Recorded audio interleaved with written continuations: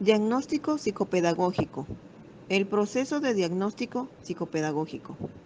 Integrantes: Erika Ramón, Erika Velasco y Angélica Vera.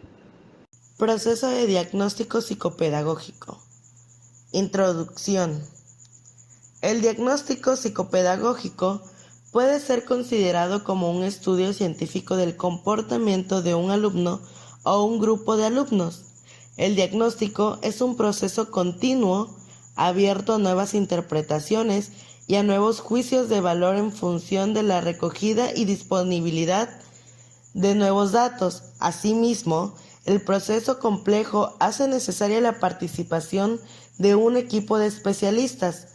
Pueden ser psicopedagogo, fisioterapeuta, logópeda, profesores, trabajadores sociales y en ocasiones incluso médicos especialistas. El proceso de diagnóstico psicopedagógico. El proceso del diagnóstico psicopedagógico comienza generalmente dentro del aula. Habitualmente, el profesor o la profesora es quien de antemano detecta algún problema. Uno de los puntos son observar el comportamiento del alumno en clase, recoge la información pertinente sobre su rendimiento y adaptación e introduce los cambios o ajustes que estima necesarios para responder de la mejor manera a las necesidades detectadas, para cubrir que este proceso del alumno puede no ser adecuado. Los profesores se valen de valoraciones basadas en el currículum, en algunos test con referencias al criterio, análisis de los errores o de las dificultades observadas, listas de control, etc.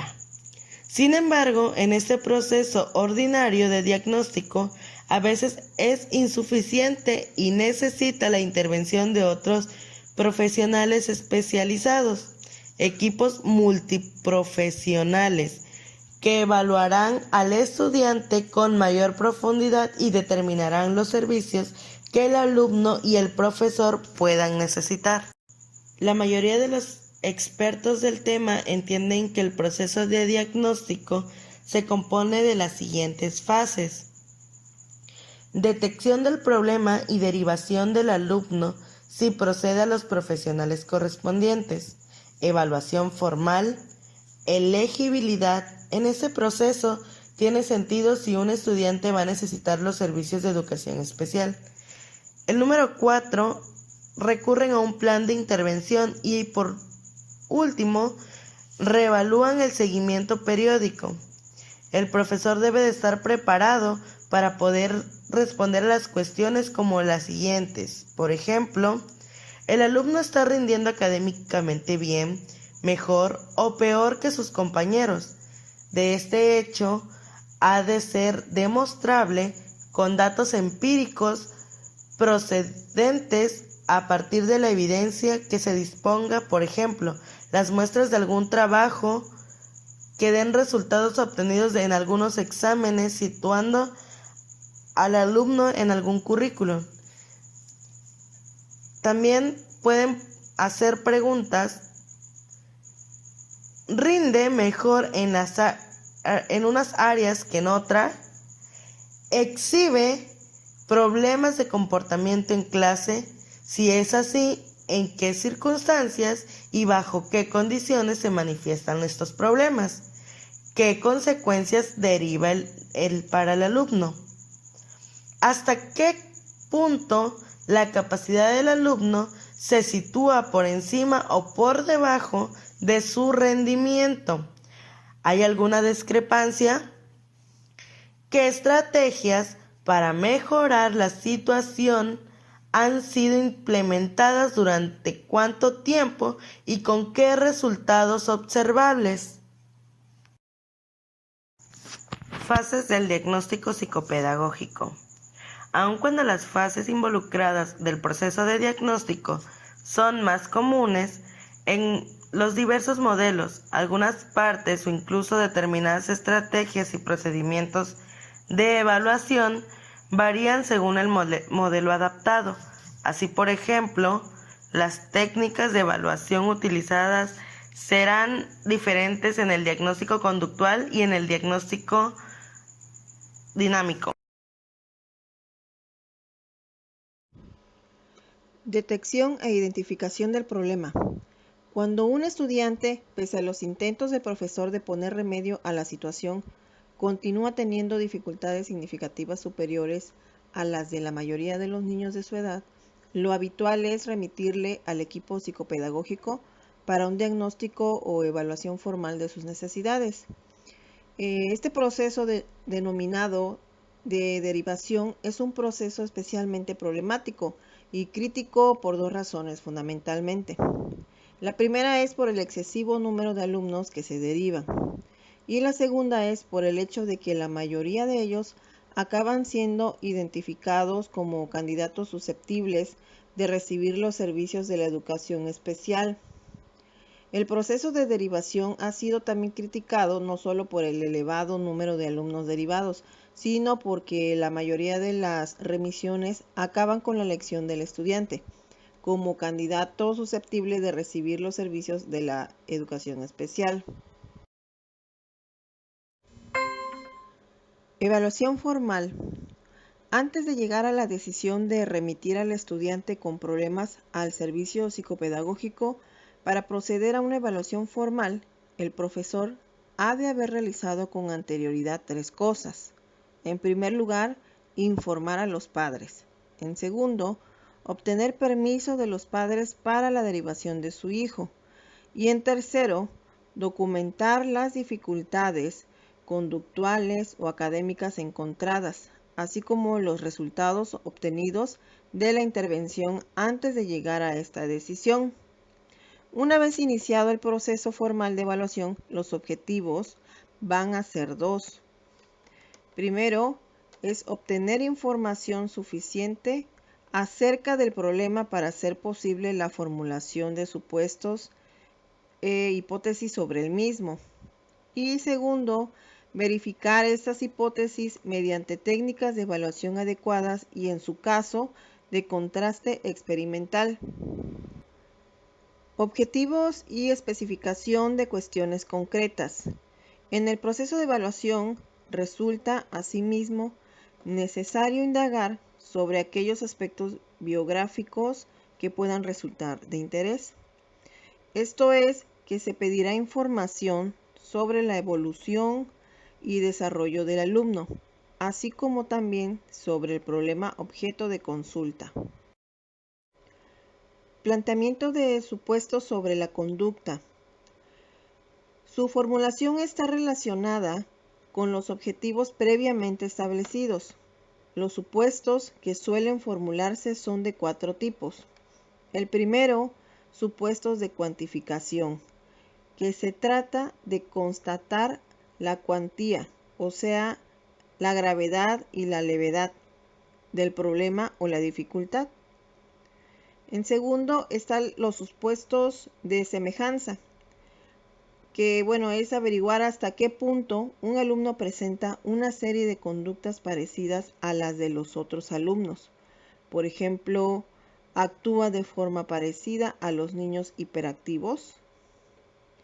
En tercero, supuestos de asociación predictiva, que se trata de averiguar si se dan en el caso una serie de conductas que nos van a permitir hacer predicciones basadas en relaciones contrastadas empíricamente. Por ejemplo, ¿tiene el estudiante las aptitudes necesarias para estudiar ingeniería? En cuarto, supuestos de relación explicativa. Se intenta llegar a una explicación plausible del problema. Por ejemplo, la falta de rendimiento escolar se debe a que el alumno puede estar afectado por una lesión cerebral o no rinde porque su profesor o profesora refuerza las conductas perturbadoras del rendimiento. En la selección de las variables a analizar, se puede presentar situaciones o problemas que se pueden analizar de la siguiente manera. 1. Las conductas por las cuales se consulta las situaciones en las que aparecen y la consistencia con que se dan. 2. Las variables del ambiente o del organismo, que es el desarrollo intelectual o cognitivo, de la personalidad, aptitud psicomotora, condiciones biológicas, que se supone están relacionadas con las conductas sometidas a examen y que podría explicarlas. Esto lleva a un análisis de la historia y del desarrollo de la persona y del problema. 3. Las habilidades, competencias o repertorios de conducta que puedan estar asociados o relacionados con el problema. 4. Otras variables que pueden contaminar los efectos de la intervención. Para la selección de las técnicas y procedimientos a elegir dependerá, como se ha comentado, del modelo de diagnóstico adoptado y también de las propiedades psicométricas que las avalan, es decir, de su objetividad, fiabilidad, validez, utilidad y coste. Para la administración de las técnicas, como los requisitos de aplicación de las distintas técnicas, test y procedimientos serán descritos en capítulos posteriores, aquí simplemente resaltaremos la importancia de una administración tan adecuada como sea posible a las características del test o la prueba. Además, es necesario destacar que algunas veces los datos que se van recorriendo o recogiendo pueden hacernos plantear nuevos supuestos sobre el problema estudiado y con ello se haga necesario analizar otras variables que no se habían previsto con anterioridad. En cuanto a los resultados, conclusiones y orientaciones, el proceso de elaboración de los resultados y de las conclusiones es una tarea compleja que implica varias actividades, como es la observación de los datos recogidos. En esta fase, el psicopedagogo tendrá que responder a las siguientes cuestiones. A. ¿Los datos procedentes de varios evaluadores son intercambiables? B. ¿Los datos procedentes de varios momentos son consistentes entre sí? C. ¿Hasta qué punto los datos recogidos en unas situaciones son generalizables a otras? D. ¿Las conductas registradas son representativas de las conductas que se querían medir? E. ¿Hasta qué punto los datos recogidos sobre una misma variable son consistentes entre sí? Ahora, para la valoración de los datos, este análisis tendrá que recrear tanto sobre los datos cuantitativos como cualitativos, los cuales pasarán a avalar las conclusiones. Los datos cuantitativos se analizan generalmente partiendo de tres tipos de análisis. A. Análisis según los criterios. Las puntuaciones obtenidas se comparan con las de otros sujetos que conforman el grupo normativo. C. Análisis comparativo intrasujeto. Se compara el sujeto consigo mismo. Por ejemplo, el rendimiento antes y después de una intervención. 2. Información al cliente. Esta tarea informativa implica la comunicación a los interesados de los resultados y de las conclusiones obtenidas, una vez finalizado el proceso de diagnóstico, así como de las recomendaciones oportunas. La información suele proporcionarse de forma oral o por escrito, y con ella concluye el proceso de diagnóstico, a no ser que la evaluación formal haya sido hecha con vistas a un tratamiento. Plan de intervención. La ACI o el Programa de Diversificación Curricular es como un acuerdo o contrato formal entre la escuela y los padres en el que consten las necesidades educativas del alumno y los servicios que necesita. Las ACI son elaboradas por los profesores del alumno en colaboración con el equipo que ha realizado la evaluación. Toda ACI significativa o programa de diversificación ha de incluir al menos los siguientes componentes. En primer lugar, el nivel de competencia actual del alumno. En segundo, los objetivos del curso. En tercero, los objetivos a corto plazo. En cuarto, los servicios que el alumno necesita y las personas responsables.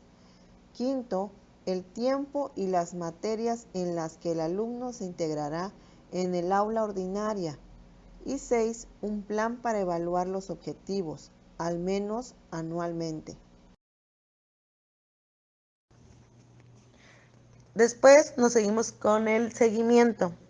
El proceso de diagnóstico no acaba con la elaboración y puesta en práctica de un plan de intervención.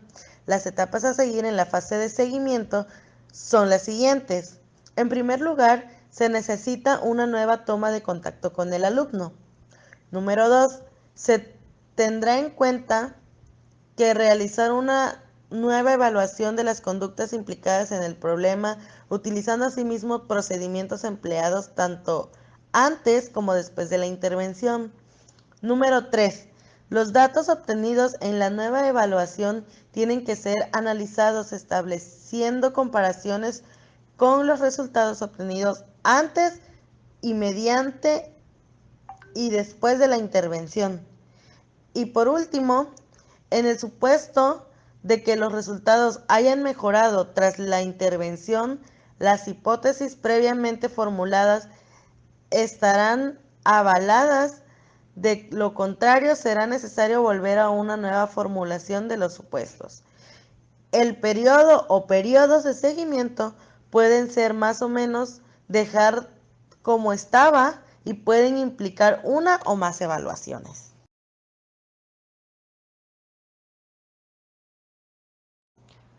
Y por último, en las actividades, el proceso de diagnóstico en educación implica la mayoría de las veces realizar una evaluación formal del alumno y del contexto que se desenvuelve en sí.